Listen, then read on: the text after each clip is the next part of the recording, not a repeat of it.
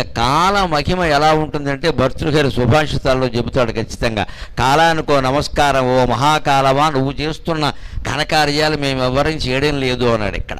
బ్రహ్మాయేన కులాలవన్నియమితో బ్రహ్మాండ భండోదరి విష్ణుర్యేన దశావతార గగనే క్షిప్తో మహాసంకటే రుద్రోయేణ కపాలపాణిపుటకే భిక్షాటనం కుర్వతే సూర్యో భ్రామ్యతి నిత్యమేవ గగనే కాలాయ తస్మై నమః.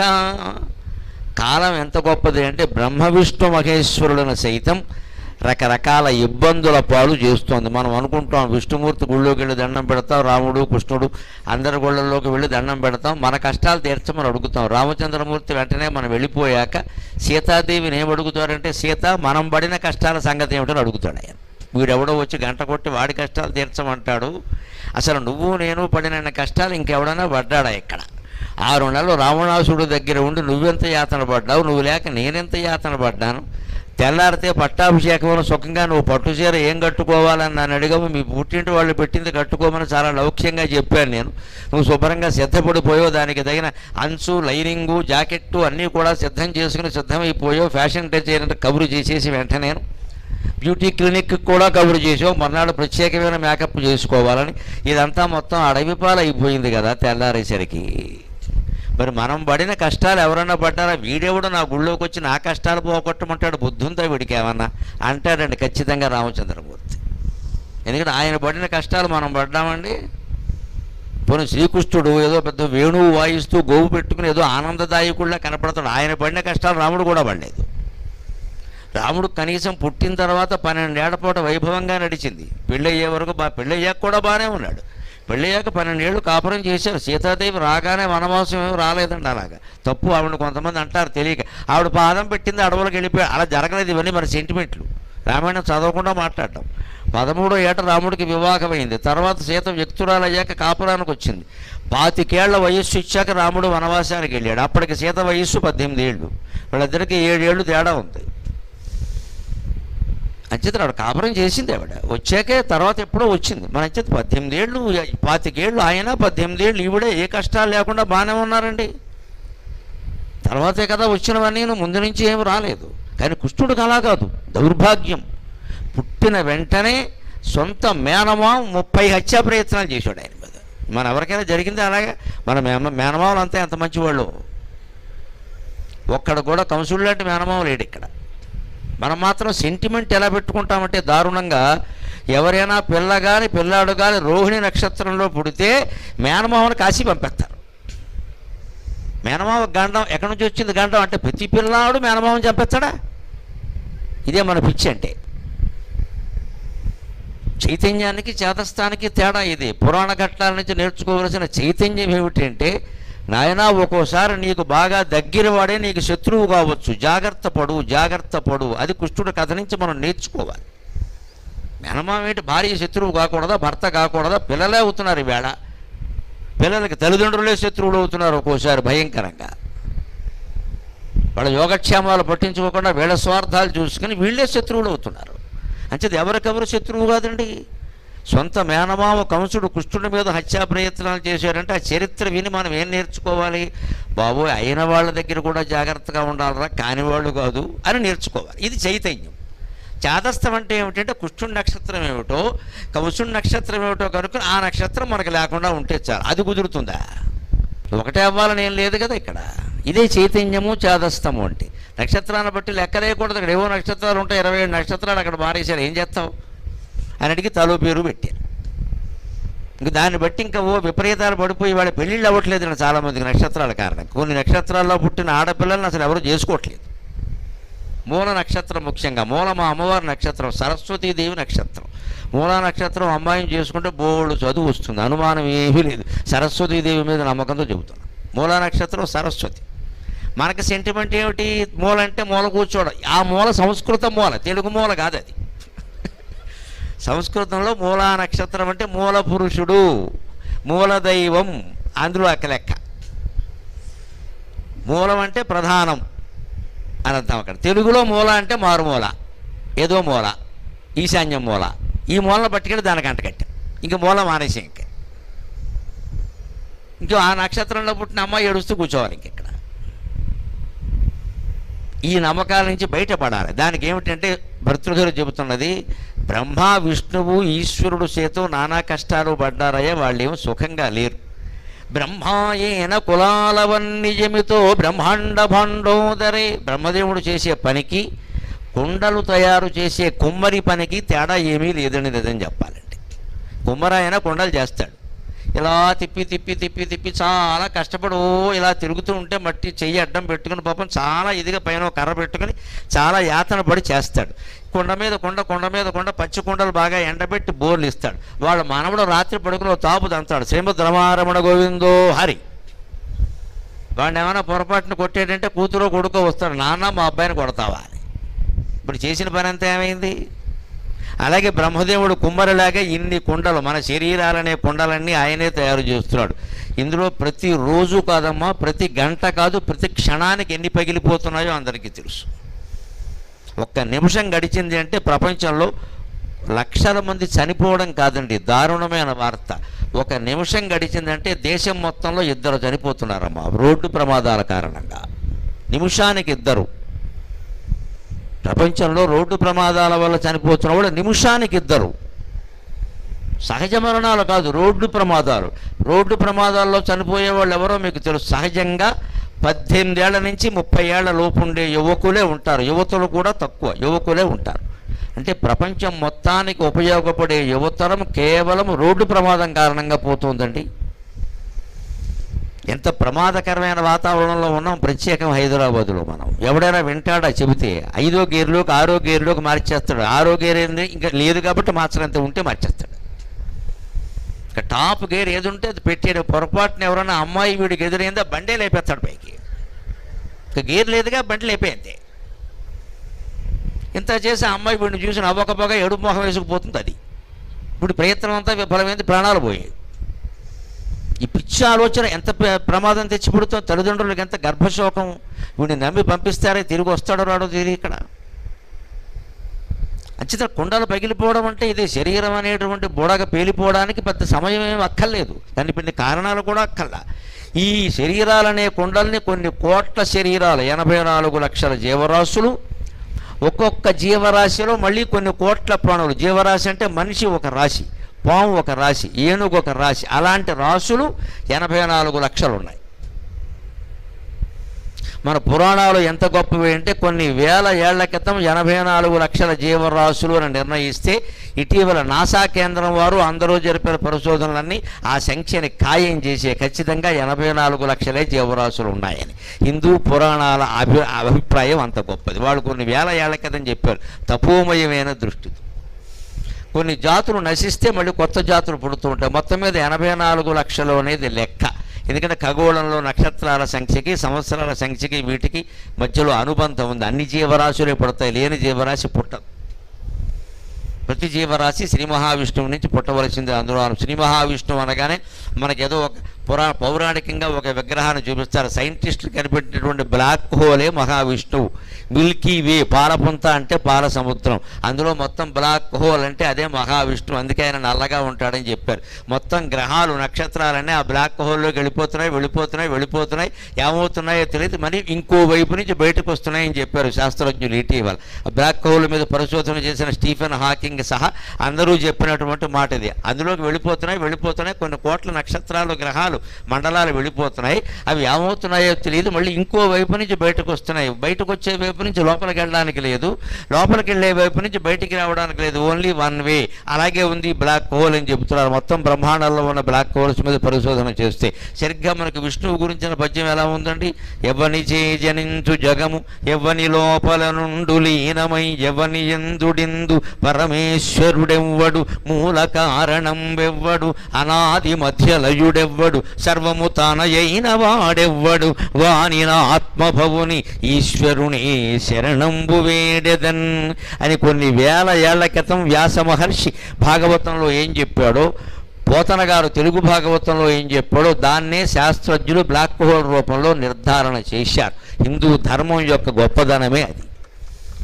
మన పురాణాల్లో, మన శాస్త్రాల్లో, మన కావ్యాల్లో ఏం చెప్పారో దాన్నే నిర్ధారణ చేస్తున్నారు. అందుకని ఈ శాస్త్రజ్ఞులు ఎప్పుడో అందరూ కలిసి రకరకాల పరిశోధనలు చేసి విషయాలు తేల్చే వరకు మనం గ్రంథాలు కనుక చదవకుండా ఉంటే మాయలో పడిపోతాం, మోసపోతాం. అందుకని పురాణ పఠనం అందరూ యువకులు ముఖ్యంగా చెయ్యాలి. ఒక నియమం పెట్టుకుని శనాదివారాల్లో 1 గంట పురాణ కాలక్షేపం అన్నట్టుగా చెయ్యాలి. అలా చేస్తే అనేక విషయాలు తెలుస్తాయి. తర్వాత వీళ్ళెవరో కనిపెట్టిన తర్వాత అయ్యో మనవాళ్ళు ఈ విషయాన్ని కొన్ని వేల ఏళ్ల క్రితం చెప్పారు అంటే ఆ తపోమయమైన దృష్టి ఎటువంటిదో మనకి తెలుస్తుంది. అంత తపస్సు మనం చేయలేకపోయినా కనీసం మౌనంగా నోరు మూసుకుని ఉండి జపమైనా చేస్తాం కాసేపు, 1 అరగంట. దానివల్ల మనస్సు ఏకాగ్రంగా ఉండడం తెలుస్తుంది. అందుకని బ్రహ్మదేవుడు చేసేది కుమ్మరవాడు చేసే పని కంటే ఏ రకంగా గొప్పదేం కాదు. ఆయన ఆ లంపటంలో పడ్డాడా లేదా సరస్వతీదేవితో సహా నిరంతరం సృష్టి కార్యక్రమాలు చేస్తూ, అలాగే విష్ణుర్యేన 10 అవతారగహనే క్షిప్తో మహాసంకటే. పోనీ విష్ణుమూర్తి ఏమైనా సుఖంగా ఉన్నాడా? ఈ లోకాన్ని కాపాడడం కోసం స్థితి అనే బాధ్యత వహించినందుకు మత్స్యావతారం ఎత్తాడు. చేపగా పుట్టాడు, ఆయన కర్మ కాలింది. అదేదో కొద్దిసేపు ఎత్తిన అవతారం పోన్లే అనుకోవచ్చు. తర్వాత కూర్మావతారం ఎత్తాడు. మందర పర్వతం పైకి లేపి మథనం చేస్తుంటే కింద కూర్మంగా ఉండాల్సి వచ్చింది. అక్కడ దానికి ఆయన చాలా యాతన పడ్డాడు. తర్వాత వరాహ అవతారం ఎత్తాడు. భూమిని చీల్చుకుంటూ ముందుకెళ్ళాడు హిరణ్యాక్షుడిని సంహరించడానికి. పంది రూపం కూడా ఎత్తాల్సి వచ్చింది. ఇంకా దాంతో సరిపోలేదు ఆయన వేషాలు. సగం మనిషి సగం సింహం ఆకారం కూడా ఎత్తాడు ప్రహ్లాదుడిని కాపాడడానికి. ఆ పైన వామనుడుగా పొట్టి మానవుడిగా జన్మించాడు. ఆ పైన పరశురాముడిగా జన్మించి విపరీతమైన క్రోధంతో సంహారం చేయాల్సి వచ్చింది. ఆ పరశురాముడు అందరినీ చంపేసిన ఘట్టం ఈ క్రోధినామ సంవత్సరంలో జరిగి ఉంటుంది. అందుకే దీనికి క్రోధి అని పేరెట్టారు, అంతకంటే అటువంటిది ఏదో విపరీత ఘట్టం కూడా జరిగి ఉంటుంది. తర్వాత రామావతారంలో పరిపూర్ణ మానవుడిగా జన్మించాడు. కానీ అన్ని కష్టాలే పడ్డాడు, మనకి తెలుసు. 18 ఏళ్ళు ఆయనకి రాజ్యాధికారం వచ్చే వరకు ఉండగానే అక్కడి నుంచి వనవాసం వచ్చింది. అక్కడి నుంచి రావణాసురుడు సీతను ఎత్తుకుపోయాడు. 14 ఏళ్ళు అక్కడ కరదూషణాదులతో యుద్ధం, శూర్పణఖతో గొడవ, అన్ని యాతనలు పడ్డారు. చివరికి మళ్ళీ అయోధ్యకు వచ్చిన తర్వాత కూడా వాళ్ళ ప్రాణాలు సుఖంగా ఉండనివ్వలేదు ప్రజలు. రామాయణం చదివిన వాళ్ళందరికీ అర్థమైంది. ఇన్ని కష్టాలు ఆయన పడ్డాడు విష్ణుమూర్తి రాముడి రూపంలో. కృష్ణుడు ఇందాకే చెప్పుకున్నాం మనం, సొంత మేనమామే బోళ్ళు యాతనలు పెట్టాడు. కొన్ని తర్వాత ఏమైనా సుఖంగా ఉన్నాడా? ఒకరు కాదు, ఇద్దరు కాదు, 8 మంది అధికారిక భార్యలైతే అనధికారికంగా 16,000 మంది ఉన్నారు. ఎంత ఏడిపించుకుతున్నారో అందరూ అర్థం చేసుకోవచ్చు. ఇందులో అందరూ ఆయన్ని కావాలని చేసుకున్న వాళ్ళే, కానీ ఆయన ప్రేమించిన వాళ్ళు ఒక్కళ్ళు లేరు ఇందులో. ఆయన ఎవరిని ఇష్టపడి ప్రత్యేకించి చేసుకోవాలి. అందరూ ఆయన వెనకాలే పడ్డారు మొత్తం అంతా. వీళ్ళందరి సంసారాలు, వీళ్ళందరి గ్యాస్ కార్డులు, ఆధార్ కార్డులు, పాన్ కార్డులు, ఈ 2 జత చేయడాలు, ఈ ఇంటెత్తి కట్టుకోవడాలు, ఇవన్నీ కృష్ణ పరమాత్మ పడ్డాడంటే ఒక్క సంసారం కలిగిన వాళ్ళం మనం ఎంత అదృష్టవంతులు. నిజంగానే ఏ కష్టాలు లేవు కదా. ఇందులో ఉండే కష్టాలు గొడవే ఉందండి. అసలు ఆయన పడిన కష్టాలు మనం ఏం పడ్డాం? పైగా అన్నిటికంటే దారుణం, కృష్ణ పరమాత్మ జీవితంలో చెయ్యని నేరానికి శిక్ష అనుభవించాడండి. కౌరవ పాండవుల యుద్ధానికి ఏ రకంగా చూసినా కృష్ణుడు కారణం కాదు. వాళ్ళు కొట్టుకు చచ్చారు, కానీ ఆయన ఎక్కడా కొట్టుకోమని చెప్పలేదు. పైగా జరగదని తెలుసుండి కూడా రాయబారానికి వెళ్ళాడు. అక్కడ విదురుడు గ్రహించి చెప్పాడు, పరమాత్మ నిన్ను బంధించే ప్రయత్నం చేస్తున్నారు ఇక్కడ. నిన్న రాత్రే విన్నాను నేను వార్త. దుర్యోధనుడు నిండు సభలో నిన్ను బంధించే ప్రయత్నం చేస్తున్నాడు. దయచేసి వాళ్ళ దగ్గరికి వెళ్ళకు అని విదురుని విందు పెట్టా కాళ్ళ మీద పడ్డాడు. పెడితే అన్నాడు ఆయన, జరగని ఆ నేరం కూడా వాళ్ళ మీదకు వస్తుంది కదా, నన్ను బంధించడం వాళ్ళ వల్ల అవుతుందా? కానీ వాళ్ళ ప్రయత్నం చేస్తే పేపర్లో వస్తుందిగా, మీడియా వాళ్ళు రాస్తారు కదా. అదే కృష్ణుని యొక్క వ్యూహం అంటే. మీడియా వాళ్ళు రాస్తారు కదా, తెలుస్తుంది కదా దుర్యోధనుడు ఎలాంటి వాడో జనానికి. అంచేది నేను వెళ్ళకపోతే వాడు మంచివాడు అనుకుంటారు. వెళితేనే కదా వాడి చెడ్డదనం బయటపడేది. నన్ను వాడేం చేస్తాడయా, నువ్వు కంగారు పడకు అన్నాడు. అక్కడ విశ్వరూపాన్ని చూపించాడు, బయటపడ్డాడు ఆయన కాబట్టి. మరి అదే మామూలు మానవుడు అయితే ఏమయ్యేదండి? అంచేది కృష్ణావతారంలో కూడా అన్నీ పడినవి కష్టాలే, బుద్ధావతారంలోనూ అంతే. రేపు వచ్చే కలికి అవతారమైనా సామాన్యమైంది ఏం కాదు. విష్ణుమూర్తికి ఈ స్థితి దేనికి వచ్చింది అంటే, స్థితి అనే కర్మ చేయడానికి ఒప్పుకోవడం వల్ల. ఆ ఆజ్ఞ ఇచ్చింది ఎవరంటే అఖిలాండ కోటి బ్రహ్మాండ నాయిక లలితా పరా భట్టారిక, అమ్మవారి యొక్క సృష్టి ఇదంతా.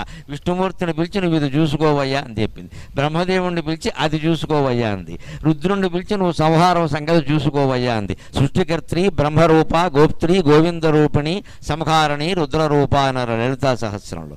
అంతే విష్ణుమూర్తి కూడా దశావతారాలు ఎత్తాల్సిన కర్మ ఎందుకు వచ్చిందంటే, కారం కర్మ ఏం చేయమంటావు అన్నాడు. ఆయన ఈ సృష్టిని రక్షించడం అనే ఒక బాధ్యత తీసుకున్నాడు కాబట్టి అవతారాలు ఎత్తక తప్పలేదండి. ఇవాళ కుటుంబాన్ని పోషించాలంటే ఇద్దరు పిల్లల్ని పోషించడానికి తల్లి తండ్రి ఎన్ని అవతారాలు ఎత్తుతున్నారంటే ముందు ఇద్దరు ఉద్యోగాలు చేస్తే కానీ నడవట్లేదు అసలు హైదరాబాదులో. ఒక ఉద్యోగంతో నడిచే పరిస్థితి లేదండి వేళ. వేడి నీళ్ళకి చన్నీళ్ళు ఇద్దరికి కలిపి కన్నీళ్ళును మొత్తం ఇక్కడ. ఇద్దరు ఉద్యోగాలు చేస్తే ఇంకా నడుస్తుందా అంటే ఏమో చెప్పలేము. ట్యూషన్ ఫీజులు అలా ఉన్నాయి. రేపు జూన్ నెలలో బళ్ళు ప్రారంభిస్తే తెలుస్తుంది అందరికీ కూడాను. ఇద్దరు ఉద్యోగాలు చేసినా సరిపోట్లా. ఇంకా వీళ్ళకి చదువులై వీళ్ళకి పెళ్ళిళ్ళు అయ్యేసరికి మొత్తం వీళ్ళకి వృద్ధాశ్రమంగా తవ్వుతోంది చివరికి వచ్చేసరికి. ఏమంటారు దీన్ని? ఒక్క సంసారాన్ని పోషించడానికి మనం ఇన్ని అవతారాలు ఎత్తుతున్నామే. ప్రభుత్వ ఉద్యోగం ఉన్నవాడు కూడా మళ్ళీ ప్రైవేటు వ్యాపారం ఏదో చేస్తున్నాడు. సాయంత్రం ఎల్ఐసి బిజినెస్ అంటాడు, ఏదో ఒకటి అంటాడు, చిట్ ఫండ్ కంపెనీ అంటాడు, లేకపోతే నడవద్దని డబ్బులు కావాలంటాడు. ఒక కుటుంబాన్ని పోషించడానికి ఒక్క మనిషి ఇన్ని అవతారాలు ఎత్తుతూ ఉంటే 14 లోకాల్లో ఉండే కుటుంబాలన్నీ పోషించడానికి భగవంతుడు ఎన్ని అవతారాలు ఎత్తాలి. అంటే దానికి కష్టాలు పడ్డాడు కానీ సుఖపడ్డాడు అనుకోవడం పొరపాటు. ఇక మూడోది రుద్రుడు, సాక్షాత్ అమ్మవారికి పతి. మనం అన్నం తింటూ ఉంటే ఏ శ్లోకం చదువుతాం? అన్నపూర్ణే మహాపూర్ణే శంకర ప్రాణవల్లభే జ్ఞాన వైరాగ్య సిద్ధ్యర్థం భిక్షాం దేహి కృపామయి అని అమ్మవారిని ప్రార్థిస్తాం. శివుడు కూడా రోజు అమ్మవారి దగ్గర భిక్షాటం చేసుకోవలసిందే, లేకపోతే ఆవిడ కూడా అన్నం పెట్టదు. ఉత్తమ భార్య ఎవరంటే ఆవిడేం చెప్పాలి, చెయ్యి చాపితే కానీ ఆవిడ కూడా అన్నం పెట్టదు. ఇది అంతేకాదు, శివుడు బ్రహ్మదేవుడి యొక్క కపాలాన్ని హరించడం వల్ల బ్రహ్మహత్య చేశాడు అనేటువంటి నింద రావడం వల్ల 7 సంవత్సరాల పాటు కేదారనాథ్ ప్రాంతంలో భిక్షాటం చేసుకున్నాడండి. 7 సంవత్సరాలు శివుడు కూడా. ఆ భిక్షాటన ఎంతవరకు చేసుకోవాలి అంటే నిబంధన చెప్పారు. ఎక్కడికి వెళ్ళిన తర్వాత ఈ భిక్షాపాత్ర కింద పడి పగిలిపోతుందో అక్కడ ఆపేయమన్నారు. ఆ కింద పడి పగిలిపోయిన ప్రాంతమే కేదారనాథ్. అక్కడి నుంచి బద్రీనాథ్ వరుసగా ఉన్నాయి. ఆ కేదారనాథ్ ప్రాంతంలోనే కింద పడి పగిలిపోయింది. అందుకని ఇది చారధామ యాత్రలో ఒక ప్రధానమైన యాత్ర అయింది. 7 సంవత్సరాల పాటు శివుడు కూడా తాను బ్రహ్మని చంపినందుకు గాను, ఒక శిరస్సు ఖండించినందుకు గాను ఆ శిక్షను అనుభవించక తప్పల. అందుకని భర్తృ గారు ఏమంటున్నా అంటే బ్రహ్మదేవుడిని కుమ్మరాయన్ని చేశాడు కాలం, విష్ణుమూర్తినేమో అవతారాలు ఎత్తమని చెప్పారు, శివుణ్ణేమో భిక్షాటం చేసుకోవయ్యా అన్నాడు. అంతేకాదు సూర్యో భ్రామ్యతి నిత్యమేవ గగనే, సూర్యుడు ఎప్పుడు ఆకాశంలో ఎట్నుంచి అటు అట్నుంచి ఇటు సంచరిస్తున్నాడు. పోనీ భూమి తిరిగినా ఆయన తిరిగినా మొత్తం మీద తిరగడమే కదా. ఈ కర్మ ఆయనకి పట్టింది అంటే కాలాయ తస్మై నమః. సూర్యచంద్రాది దేవతలందరూ ఇలా ఉండడానికి కాలమే ప్రధానమైన కారణం కదా. అందుకే మనం కూడా ఏం గుర్తుకు పెట్టుకోవాలంటే కాలం ఎప్పుడూ నిచ్చెన లాంటిది కాదు, కాలం చక్రం లాంటిది. అందుకే ఏ పరిణామానికి కంగారు పడొద్దు, ఏ పరిణామానికి పొంగిపోవద్దు. సాధారణంగా ఏమంటారంటే వైజ్ఞానికులు, నాస్తికులు వీళ్ళందరూ ఆ పూర్వం కంటే ఇప్పుడు చాలా అభివృద్ధి చెందింది కదండి ప్రపంచం. పూర్వం మా కాలంలో రేడియో ఉండేది, రేడియో తప్పితే ఏం లేదు. మాకైతే రేడియో కూడా లేదు. మా ఊళ్ళో మొత్తం ఊరు మొత్తం మీద ఒక్కటే రేడియో. అది వినడానికి ఆదివారం మధ్యాహ్నం సంక్షిప్త శబ్ద చిత్రం అని వచ్చేది 1 గంట సేపు. 50 మంది కుర్రాళ్ళు గుడెరుగు మీద పోగయ్యేవాళ్ళు. దానికోసం ఇలా చెవులు పెట్టుకు వినేవాళ్ళం. అంతకుమించి ఎవరిళ్లలో రేడియోలు కూడా లేవు. ఇవాళ రేడియో దాటింది, టీవీ వచ్చింది, టీవీ సెట్లు వచ్చాయి, క్యాసెట్లు వచ్చాయి, సీడీలు వచ్చాయి, ఇంకా పెన్ డ్రైవ్లు వచ్చాయి, రకరకాలు వచ్చాయి. అంత మాత్రం చేత ఇది అభివృద్ధి అని చెప్పగలమా అండి? ఇవాళ పిల్లల్ని కాపాడుకోలేని పరిస్థితిలో ఉన్న స్మార్ట్ ఫోన్ కారణంగా. మరి స్మార్ట్ ఫోనే లేకపోతే, ల్యాండ్ ఫోనే కనుక హాలు మధ్యలో ఉంటే ఏ ఆడపిల్లైనా ఏ మగపిల్లాడైనా తప్పు చేసే అవకాశం ఉందా అంటే అన్ని తల్లిదండ్రుల అజమాయిషీలోనే జరుగుతాయిగా. ఖచ్చితంగా ఏం మాట్లాడినా అక్కడ మాట్లాడాల్సిందే కదా. ఇవాళ మొత్తం ఇంత ప్రతి వాళ్ళకి ఎవరికి చూసినా ఇంత ₹1,00,000 ఫోను. ఎవరు ఫోను పట్టుకుని వాళ్ళు గదిలో కూర్చుంటారు, తలిపేసుకుంటారు. ఏం చూస్తున్నారో తెలియదు, ఏం చేస్తారో తెలియదు. ఇప్పుడు దీన్ని అభివృద్ధి అనాలా, నాశనం అనాలా? భౌతికంగా చూస్తే అభివృద్ధి.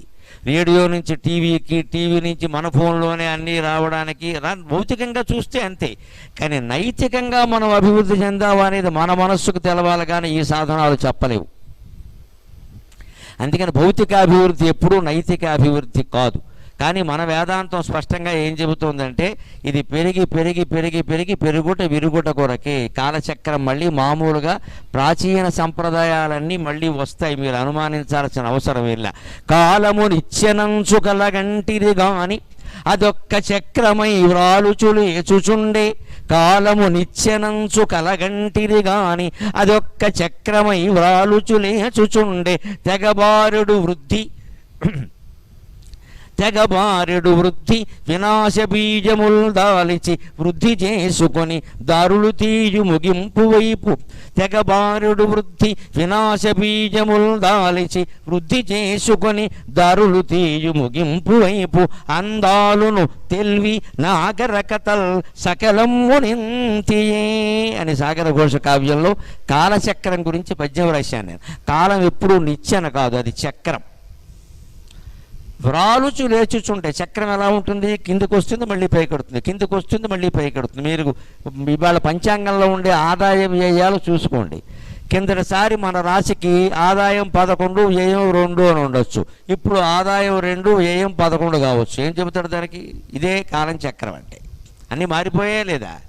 కిందటిసారి మనకు కొన్ని శుభగ్రహాలు ఉండొచ్చు, ఈసారి అశుభగ్రహాలు ఉండొచ్చు, రకరకాలుగా ఉంటుంది. జీవితం కూడా అంతే.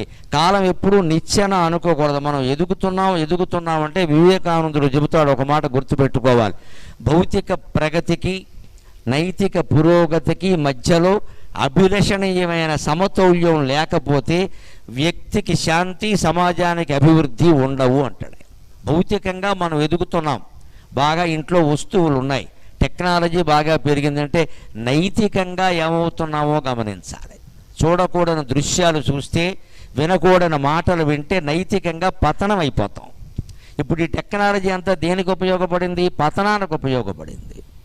అదే మరి ఉపయోగించుకోగలిగితే ఇవాళ మాబూటిగాళ్ళ ప్రవచనాలు ప్రపంచం అంతా వ్యాపిస్తున్నాయంటే ఈ టెక్నాలజీకు నమస్కారం. నిజంగా మేము దాసోహం అనాల్సిందే దానికి. లేకపోతే ఇంతమంది అభిమానులు మాకు ఏర్పడరు. ఇంతమంది వింటున్నారు, చేస్తున్నారంటే టెక్నాలజీయే కారణం. కానీ అందరూ ఇదే వింటున్నారా? వింటున్న వాళ్ళు మాత్రం దాన్ని ఆచరిస్తున్నారా అంటే ఎవరికి వారికి తెలియాలి. ఎవరూ చెప్పలేరు ఆ విషయాన్ని. అంచేది ఎవరికి వారు బేరీజు వేసుకోవాలి. మనం అభివృద్ధి చెందుతున్నావా, వెనకబడిపోతున్నావా, విన్నదాన్ని ఏం చేస్తున్నాం మనం అని ఆలోచించాలి. అంచేది ఎప్పుడు కాలం నిచ్చెన కాదు, చక్రం. అవి రాలుచు లేచుచుండు తెగబారుడు వృద్ధి వినాశ బీజములు దాలిచి వృద్ధి చేసుకుని దారులు తీసి ముగింపు వైపు. ఇప్పుడు కొత్తగా మన ప్రాణాలు తీయడానికి ఒకటి వస్తుంది, ఆర్టిఫిషియల్ ఇంటెలిజెన్స్ అని. ఇప్పటికే బాగా వచ్చేసింది. అప్పటికే రోబోలను పెడుతున్నారు ప్రతి చోట, హోటల్స్లోనూ అక్కడ కూడా. రోబోలను పెట్టిన కొద్దీ ఏమవుతాయండి? ఉద్యోగాలన్నీ శ్రీమద్రమారమణ గోవిందో హరి. దానికి ఏం చెబుతారు మనకి? నువ్వు రోబో టెక్నాలజీ నేర్చుకోవాలి. ఇదో కర్మ ఇది. ఇప్పుడు పాపం ఇళ్లలో అమ్మమ్మలు మామలు ఉంటారే, వాళ్ళంతా ఏదో పూర్వం పురాణాలు, రామాయణ భారతాలు చదువుకున్నారు. వాళ్ళకి తెలుగు తప్పితే ఇంగ్లీషు రాదు. ఇప్పుడు వాళ్ళకి వచ్చిన పెద్ద కర్మ ఏమిటంటే ఈ 70 ఏళ్ళ ఆవిడ, 80 ఏళ్ళ ఆవిడ మనవరాల కోసం ఇంగ్లీషు నేర్చుకుంటుంది. దీన్నే పెద్ద తద్దినం అంటారు. లేకపోతే ఈ మనవరాలు ఆవిడతో మాట్లాడదు. హౌ ఆర్ యూ గ్రాండమా అంటుంది ఆవిడ. ఈ గ్రాండమా ఏమిటో తెలియాలంటే ఈవిడ ఇంగ్లీషు నేర్చుకోవాలి. లేకపోతే మామ మాట్లాడటం లేదు. మామ కోసం తెలుగు మనవరాలకి నేర్పాలా, మనవరాల కోసం ఇంగ్లీషు మామగారికి నేర్పాలా? దయచేసి ఆలోచించండి అమ్మా. తల్లిదండ్రులే బాధ్యత తీసుకోవాలి. చచ్చినట్టు పిల్లల్ని తెలుగు నేర్చుకోమని చెప్పాలి, తల్లిదండ్రులకు ఇంగ్లీషు నేర్చుకోమని చెప్పకూడదు. చెబుతున్నది అదే. ఇంట్లో కూడా ఇంగ్లీషే, వంటింట్లో కూడా ఇంగ్లీషే, ప్రతి చోట ఇంగ్లీషే. ఇంక తెలుగు ఏమైపోవాలి? పెద్దవాళ్ళ కోసం పిల్లల్ని మారమని చెప్పాలి.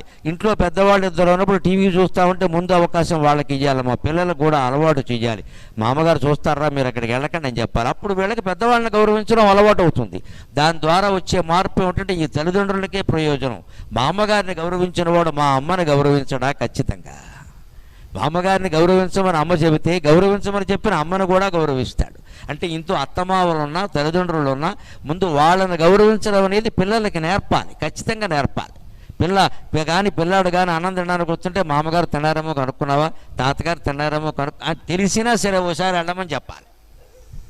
అక్కడికి వెళ్ళి తాతయ్య తిన్నావా అంటే నా బంగారు కొండ, నా మనవడికి నేనంటే ఎంత ప్రేమో. పైగా దానివల్ల ప్రయోజనం ఏమిటంటే కొడుకు కూడా ఇవ్వడం ఇష్టం లేకుండా అట్టిపెట్టిన 2 ఎకరాలు వీడికి ఇచ్చేస్తాడు ఈ మనవడికి. కొడుకు మీద ఏదో కోపం ఉండొచ్చు, ఇవ్వకపోవచ్చు, నేను వాడికి ఎవరు తగలబెట్టాడని. ఈ మనవడు వచ్చి కాస్త తాత అన్నం తిన్నావా అని అడిగానే, మనవడే అయినా కానీ అని చెప్పి మనవడికి ఇచ్చేస్తాడు. దాని ప్రయోజనం కూడా ఉంటుందండి. ఈ పెద్ద తరాన్ని గౌరవించడం అనేది చిన్నవాళ్ళకి మనమే మధ్యలో ఉన్న తల్లిదండ్రుల్లో నేర్పాలి ఖచ్చితంగా. దానివల్ల మనకి ప్రయోజనమే. రేపొద్దున మననే అలాగే గౌరవిస్తున్నవాడు, తాతనే మామని గౌరవించినవాడు తల్లిని తండ్రిని గౌరవించరా? అది వేరే చెప్పాలా ప్రత్యేకంగా. అంటే అది గౌరవం జరగాలి అంటే ఎలా ఉండాలి? ఈ బారెడు వృద్ధి ఆర్టిఫిషియల్ ఇంటెలిజెన్స్ వచ్చి రేపు చేసేది ఏమిటి అంటే, నా బొమ్మ ఈవేళ నేను మాట్లాడుతున్నాను కూర్చొని ఇక్కడ, నేను మాట్లాడవలసిన అవసరం లేకుండా వాళ్ళు ఏదో రాసేసి మొత్తం నేనే కూర్చొని మాట్లాడుతున్నట్టుగా మీకు వినిపించగలరు. ఇక నన్ను ఎవడు పిలుస్తాడు ఇక్కడ? నమశివాయ. పైగా నేను మాట్లాడిన దాన్ని మొత్తం అన్ని భాషల్లోకి మార్చేయగలరు నా అనుమతి లేకుండా. నమశివాయ వెళ్ళిపోయింది మొత్తం, ఇక్కడ కాపీ రేట్ లేకుండా పోయింది. అంతేకాదు, ఇంతవరకు పర్వాలా, ఏదో సహిస్తాం. నేను మాట్లాడిన మాటలు కూడా మాట్లాడినట్టుగా సృష్టించగలరు. పెద్ద గొడవలు అయిపోతాయి. ఇప్పుడు అవన్నీ ఎవడు నిర్వహించుకుని వస్తాడు కనుక. అంచేది ఈ వృద్ధి అన్నది నాశనానికి కారణం అవుతుంది. అందుకని ఎప్పుడు జీవితంలో కూడా గుర్తుపెట్టుకోవాల్సింది ఏంటంటే, ఈ ఆర్టిఫిషియల్ ఇంటెలిజెన్స్ లాంటివన్నీ కూడా వినాశనానికి దారి తీస్తాయి, అనుమానం ఇలా. ఇప్పటి నుంచే తల్లిదండ్రులు జాగ్రత్తగా ఉండి ఆ పిల్లలు ఏం చదువుతున్నారో ఏం చేస్తున్నారో పరిశీలించవలసింది. నాకు తెలిసిన జాగ్రత్త ఒకటి ఉంది. తల్లి తండ్రి వాళ్ళ వస్తువులు కొన్ని పిల్లల గదుల్లో పెట్టుకోవాలి. పిల్లలకి ప్రైవసీ అని వారికో గది వీరికో గది ఇచ్చేస్తే తర్వాత ఆ గదిలో 2-3 చేరతారమ్మా మనకు తెలియకుండా. ఇవ్వకూడదు, ఎట్టి పరిస్థితుల్లో ఇవ్వకూడదు. పిల్లల గదిలో ఉంటే అమ్మాయిని అబ్బాయిని వేరు చేసేయాలి. 2 అమ్మాయిలు ఉన్నా వేరు చేసేయాలి. అమ్మాయి దగ్గర ఈ తల్లి ఉండాలి, ఇంకో అమ్మాయి దగ్గర తండ్రి ఉండాలి. వీళ్ళ వస్తువులు కొన్ని అక్కడ పెట్టుకోవాలి. గడియారు వాచి పెడతావో ఫోన్ పెడతావో ఏం పెడతావో పెట్టు, మధ్యలో అరగంటకు ఒకసారి పెడుతూనే ఉండాలి ఆ గదిలోకి. ఏదో పని ఉన్నట్టుగా వెళ్ళాలి. వాళ్ళు ఏం చేస్తున్నారో ఏం చదువుతున్నారో చూడాలి. అడిగినా సరే చెప్పాలి, ఇది మా బాధ్యత అని. తలుపులు వేసుకునే అలవాటు మనం 10 ఏళ్ల పిల్లకి 11 ఏళ్ల పిల్లాడికి అలవాటు చేసేవంటే కొంపలు అంటుకుపోతాయి, అనుమానం వెళ్ళేది ఇక్కడ.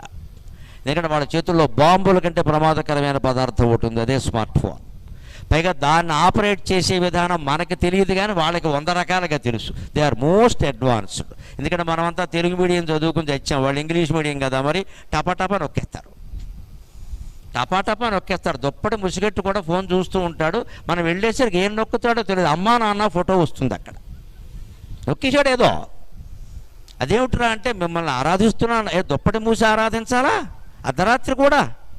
ఏదో నొక్కేశాడు. మనం వెళ్ళగానే గర్ర ఫ్రెండ్కి మెసేజ్ వెళ్ళిపోతుంది అక్కడ. మా అమ్మ వచ్చింది వెరిమోహం అంటాడు. మీ అమ్మ వెరిమోహం అయింది ఇక్కడ. పాతకాలపు మనిషి అయినందుకు అమ్మ వెరిమోహం అయింది ఇక్కడ. వీళ్ళ కోసం టెక్నాలజీ పరిగెట్టి నేర్చుకుంటామంటే ఇక్కడ. అంచేది జాగ్రత్త అంటే జాగ్రత్తే. దానికోసం వాళ్ళని బాధ పెట్టక్కర్లేదు. తరచు పర్యవేక్షణ అనేది ఉంటే జాగ్రత్త ఉంటుందండి, ఇబ్బందే లేదు అక్కడ. ఆ రకమైన జాగ్రత్త తీసుకుంటే ఆర్టిఫిషియల్ ఇంటెలిజెన్స్ కాదా ఇంకేది వచ్చినా మనకి సహకరిస్తుంది తప్పితే వ్యతిరేకం కాలేదు. ఖచ్చితంగా మన నిఘా ఉండాలి. తల్లిదండ్రులు పెద్దలు, ఆ పిల్లలు అలవాటు పడ్డారు, రేపు వాళ్ళు తల్లిదండ్రులు అవుతారు కదా, వాళ్ళు చూసుకుంటారు. నేటి బాలలే రేపటి పౌరులు. అందుకని వీళ్ళు తల్లిదండ్రులు అవుతారు, వాళ్ళు చూసుకుంటారు ఖచ్చితంగా. ఓ మా అమ్మ నాన్న ఇలా పెంచారు మమ్మల్ని, వాళ్ళు అప్పుడు ఎలా తింటే ఏదో అనుకున్నాం, కానీ అదే పద్ధతి అని మాకు అర్థమైంది అని వాళ్ళు మొదటి నుంచి అలవాటు చేసుకుంటారు. బాగానే ఉంటుంది కదా. అంచేత తెగబారెడు వృద్ధి వినాశ బీజములు దాలిచి వృద్ధి చేసుకొని దారులు తీసి ముగింపు వైపిదా పెరిగి పెరిగి పెరిగి పెరిగి చివరికి ముగింపుకి దారి తీస్తుంది. ఇందుకే ఒక్కటి గుర్తుపెట్టుకోవాలి, అందాలును తెలివి నాగరికతల్ సకలము నింతియే. అందం కానీ తెలివి కానీ నాగరికత కానీ అన్నీ పెరిగి పెరిగి పెరిగి చివరికి విరుగుతాయి ఖచ్చితంగా.